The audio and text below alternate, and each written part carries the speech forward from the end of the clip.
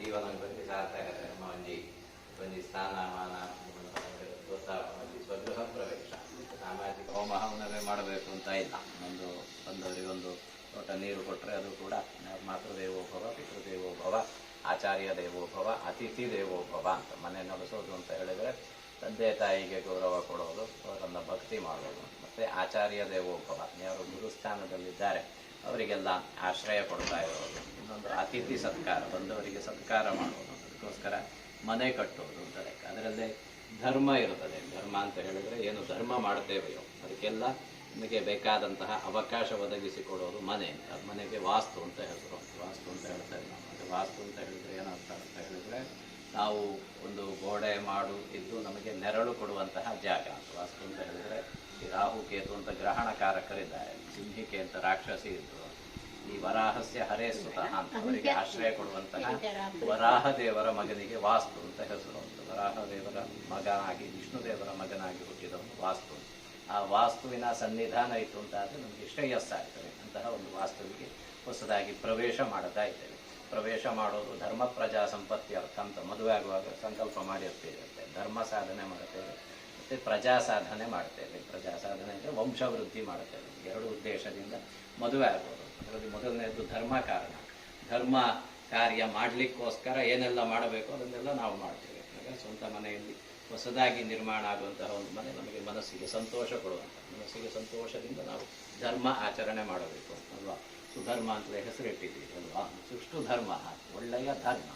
ಹಾಗೆ ಮತ್ತು ಒಳ್ಳೆಯ ಧರ್ಮ ಅಂತ ಮನೆಗೆ ಯಾಕೆ ಹೆಸರಿಡೋದು ಅಂದರೆ ಅದು ದೇವಸಭಾ, ಸ್ಯಾತ್ ಸುಧರ್ಮ ದೇವಸಭಾ ಅಂತ. ದೇವತೆಗಳ ಸಭೆ, ದೇವತೆಗಳ ಅರಮನೆ. ಇಂದ್ರನ ಅರಮನೆಗೆ ಸುಧರ್ಮ ಅಂತ ಹೆಸರು. ಹಾಗಾಗಿ ಅದು ಮನೆಗೆ ಹೆಸರು, ಅದು ಮನುಷ್ಯರ ಹೆಸರಲ್ಲ. ಆಗ ದೇವತೆಗಳ ಅರಮನೆಯ ಹೆಸರು. ಹಾಗೆ ದೇವತೆಗಳ ಅರಮನೆ ಅಂದರೆ ಪ್ರವೇಶ ಮಾಡುವಾಗ ನಾವು ಪ್ರಾರ್ಥನೆ ಮಾಡೋದು ಕೂಡ ಹಾಗೆ. ನಾವು ದೇವರನ್ನು ಮುಂದೆ ಇಟ್ಟುಕೊಂಡು ಹೋಗೋದು. ದೇವರು ಎಲ್ಲಿರಬೇಕು ಅಂದರೆ ದೇವರ ಅರಮನೆಯಲ್ಲಿ ಇರಬೇಕಲ್ವಾ. ನಮ್ಮ ಮನೆಯಲ್ಲಿ ನಮ್ಮ ಮನೆಯಲ್ಲಿ ದೇವರಿದ್ರೆ ದೇವರಿಗೆ ದೇವರ ಹತ್ರ ನಾವು ಬಾಡಿಗೆ ತಗೊಳ್ಬೇಕಾಗ್ತದೆ. ದೇವರ ಮನೆಯಲ್ಲಿ ನಾವಿದ್ರೆ ದೇವರಿಗೆ ನಾವು ಬಾಡಿಗೆ ಕೊಡೋದು. ದೇವರು ಇರೋದ್ರಿಂದ ಏನು ವಿಷಯ, ನಮಗೊಂದು ದನಿಗಳು ಬಂದರು ಅಂತ ಆದರೆ ನಮಗೊಂದು ಧೈರ್ಯ ಅಲ್ವಾ. ನಮ್ಮ ದನಿಗಳು, ನಾವು ಮನೆ ಒಳಗಿರುವಾಗ ನಮಗೆ ದನಿಗಳು ಅವರು ನಮ್ಮನ್ನು ರಕ್ಷಣೆ ಮಾಡ್ತಾರೆ. ದೇವರು ರಕ್ಷಣೆ ಮಾಡೋದು ಅಂದರೆ ಹಾಗೆ. ದನಿಗಳು ನಮ್ಮನ್ನು ಹೊರಗಡೆ ರಕ್ಷಣೆ ಮಾಡಿದ್ರು, ಒಳಗಡೆ ದೇವರು ನಮ್ಮನ್ನು ರಕ್ಷಣೆ ಮಾಡ್ತಾರೆ. ಆ ದೇವರು ನಮ್ಮ ಮನೆಯಲ್ಲಿ ಇರಬೇಕು ಅಂತ ಆದರೆ ಅದು ಸುಧರ್ಮ ಆಗಬೇಕು, ದೇವರ ಮನೆ ಆಗಬೇಕು. ದೇವರ ಮನೆಗೆ ನಾವು ಪ್ರವೇಶ ಮಾಡ್ತಾ ಇದ್ದೇವೆ. ದೇವರನ್ನು ಮುಂದೆ ಇಟ್ಟುಕೊಂಡು ಪ್ರವೇಶ ಮಾಡ್ತಾ ಇದ್ದೇವೆ. ಅದು ದ್ವಾರಲಕ್ಷ್ಮಿ ಅಂತ. ಇಲ್ಲಿ ತುಳಸಿಯನ್ನು ಪೂಜೆ ಮಾಡಿ, ತುಳಸಿ ಅಂತ ಹೇಳಿದರೆ ನಮಗೆ ಮನೆಯ ಎದುರಿಗೆ ಇರುವಂತಹ ಲಕ್ಷ್ಮಿ. ಹಾಗೆ ಬಾವಿ ಇದ್ದರೆ ದೀಪಾವಳಿಗೆ ನಾವು ದೀಪ ಇಡ್ತೇವೆ, ಅದರಲ್ಲಿ ಒಂದು ಲಕ್ಷ್ಮಿ ಉಂಟು. ನೀರಿನ ಆಶ್ರಯದಲ್ಲಿ ಲಕ್ಷ್ಮಿ ಇದ್ದಾರೆ. ತುಳಸಿಯ ಆಶ್ರಯದಲ್ಲಿ ಮಲ್ಲಿಕಾ ಕುಟ್ಟಿಮ ಅಂತ ಅದಕ್ಕೆ ಹೆಸರು. ಆ ಮಲ್ಲಿಕಾ ಕುಟ್ಟಿಮದಲ್ಲಿ ಲಕ್ಷ್ಮಿ ಇದ್ದಾರೆ. ದ್ವಾರದಲ್ಲಿ ಲಕ್ಷ್ಮಿ ಇದ್ದಾರೆ. ನಿತ್ಯ ಹೊಸ್ತಿಲು ಬರೀತೀರಿ. ಆ ಹೊಸ್ತಿಲು ಬರೆಯುವ ಸಮಯಕ್ಕೆ ಲಕ್ಷ್ಮಿ ನಿತ್ಯ ಹೊರಗೆ ಹೋಗದ ಹಾಗೆ ಒಳಗೆ ಅವಳನ್ನು ಕಟ್ಟಿ ಹಾಕೋದು. ಹಾಗೆ ದ್ವಾರ ಲಕ್ಷ್ಮಿಯನ್ನು ಆರಾಧನೆ ಮಾಡಿಕೊಂಡು ದ್ವಾರವನ್ನು ಬಲಗಾಲಿನಿಂದ ಪ್ರವೇಶ ಮಾಡ್ತಾ ಇದ್ದೇವೆ. ಮಾಡುವಂತಹ ಪ್ರವೇಶ ಕಾಲ ಸುಮುಹೂರ್ತ ಆಗಬೇಕು. ಹಿರಿಯರದ್ದೆಲ್ಲ ಆಶೀರ್ವಾದ ಬೇಕು. ಎಲ್ಲ ದೇವರುಗಳ ಅನುಗ್ರಹ, ಹಿರಿಯರ ಆಶೀರ್ವಾದ ಎಲ್ಲ ಇದ್ದುಕೊಂಡು ರಾಜೇಶ್ವರು ಸಪತ್ನೀಕರಾಗಿ ಪ್ರವೇಶ ಮಾಡುತ್ತಾರೆ. ಮಾಡುವ ಸಮಯ ಸುಮುಹೂರ್ತ ಆಗುವ ಹಾಗೆ ಎಲ್ಲ ಹಿರಿಯರುಗಳು, ಬಂಧು ಮಿತ್ರರು ಎಲ್ಲ ಹಾರೈಕೆ ಮಾಡುತ್ತಾ, ಹಾಗೆ ಮುಖ್ಯವಾಗಿ ದ್ವಾರಲಕ್ಷ್ಮಿಯನ್ನ, ಲಕ್ಷ್ಮೀನಾರಾಯಣರನ್ನ, ಕುಲದೇವರನ್ನ ನೆನೆಸಿಕೊಳ್ಳಿ. ಅಲ್ಲಿ ಕುಲದೇವರು ಅಂತ ಉಂಟು, ಗ್ರಾಮ ದೇವರು, ಕಾಪು ಲಕ್ಷ್ಮೀ ಜನಾರ್ದನ ದೇವರು, ದೈವ ದೇವರುಗಳು, ಇಷ್ಟ ದೇವರುಗಳು ಇವನ್ನೆಲ್ಲ ಪ್ರಾರ್ಥನೆ ಮಾಡಿಕೊಂಡು ಪ್ರವೇಶ ಮಾಡ್ತಾ ಇದ್ದೇವೆ. ಮಾಡುವಂತಹ ಕರ್ಮಾಂಗ, ಮಾಡುವಂತಹ ಪ್ರವೇಶ ಸುಮುಹೂರ್ತದಲ್ಲಿ, ಸುಲಗ್ನದಲ್ಲಿ ಸಿದ್ಧಿಯಾಗಿ ಯಾವುದೇ ರೀತಿಯ ದುರಿತ ದೋಷಗಳು ಮುಹೂರ್ತದಲ್ಲಿ ಇಲ್ಲದ ಹಾಗೆ ಅದಕ್ಕೆಲ್ಲ ಬೇಕಾದಂತಹ ಪರಿಹಾರ ಎಲ್ಲ ನಿನ್ನೆ ಎಲ್ಲ ಆಗಿದೆ, ಎಲ್ಲ ಆಗಿದೆ.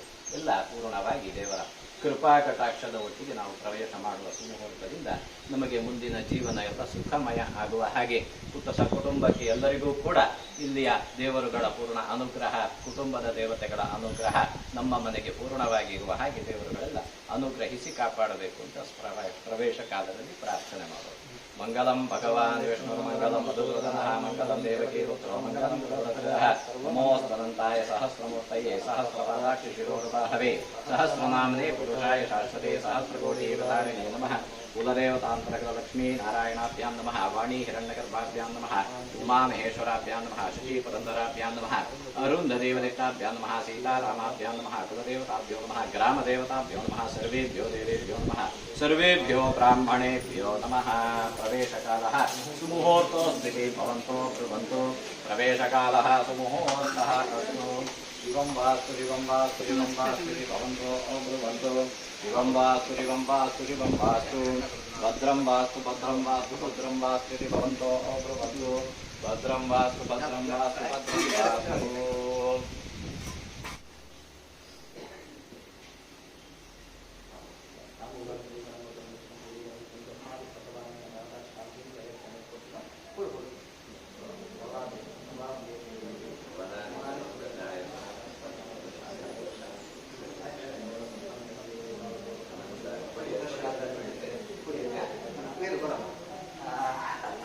ಪ್ರವೇಶಕಾಲ ಮಂಗಳ